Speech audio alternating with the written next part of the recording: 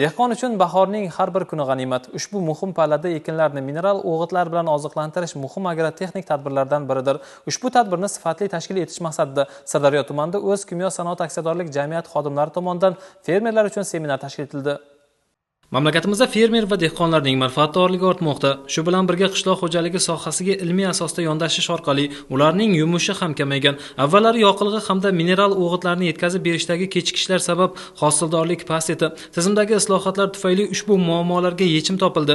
Birgina mineral o'g'itlarning yetkazib berilishi birja savdolari orqali onlayn platformada amalga oshirilmoqda. Bu fermerlarning nafaqat vaqtini, shuningdek, mablag'ini ham tejaydi. Sirdaryo tumanida qishloq xo'jaligi ekinlarini parvarish qilish, ularni mineral o'g'itlar bilan o'z vaqtida va samarali oziqlantirish masalalariga bag'ishlangan o'quv seminarida fermerlarga sohada amalga oshirilayotgan yangiliklar batafsil tanishtirildi. Unda O'z kimyo sanoat aksiyadorlik jamiyati mutaxassislari, fermerlar hamda qishloq xo'jaligi mas'ullari ishtirok etishdi.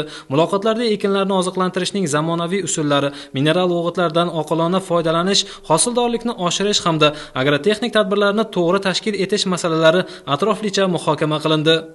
Hozir bu yerda O'z kimyo sanoat xodimlari kelib biz bilan muloqot o'tkazdi. Biz muammolarimiz bor edi. Azotli o'g'it, fosforli o'g'itlar zaxirasi, vaqti ekishdan oldin shu dorisal muammo bo'lgan, kelib ishimizni hal qilib berdi. O'z kimyo sanoat xodimlari buning uchun yurtboshimizga rahmat. Tez kunda fosforli o'g'it, kalili o'g'it qilib, paxtani xudo xolasa fosforli, kalili, azotli o'qib, yuqori hosil olib, yurtimizga, xalqimizga foydasi tegib berishga va'da beramiz. Har yili shu yerdan silitr, ammofos va boshqa mahsulotlar olyapmiz. Ancha narxi past, zaxira qilib qo'yilgan.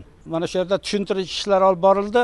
Hammasini shu yerda kelishib oldik. Seminar davomida mahsulotlarning turi, sifati hamda narxi haqida ma'lumotlar yetkazildi. Fermerlar muloqotlar davomida o'zlarining muammolarini ham bayon etishdi. Mavjud masalalar shu kunning o'zida mutaxassislar ishtirokida o'rganilib, ijobiy yechim topildi.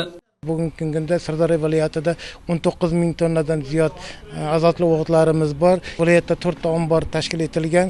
Bu tashkil etilgan omborlarda barcha o'g'it turini bo'yicha zaxiralar yaratilgan. Mana fermerlar hozir buni seminar jarayonida kelib ko'rishdi, sifati hammasi talablarga javob beradi. Seminar yakuni bo'yicha mana fermerlarga savol-javoblar bo'ldi. Ularning takliflarini eshitdik. Bugungi kunda karbamid, kaliy o'g'itlari bo'yicha zaxirani yaratish bo'yicha takliflarni berdi. Bu bo'yicha ham tizimli ishlar olib boriladi. Yaqin kunlarda mana shu o'g'itlar zaxirasini ham yaratib beramiz. Bugun fermer va dehqonlarning ko'kragiga shamol tegdi. Bir vaqtlari bir siqim o'g'it olish mushkul bo'lgan omborlar to'lib toshmoqda. Tizim ham shaffof holga kelib raqamlashmoqda. Buning barchasi islohotlar mevasi. Bu esa mo'l hosil va qo'shimcha daromaddir.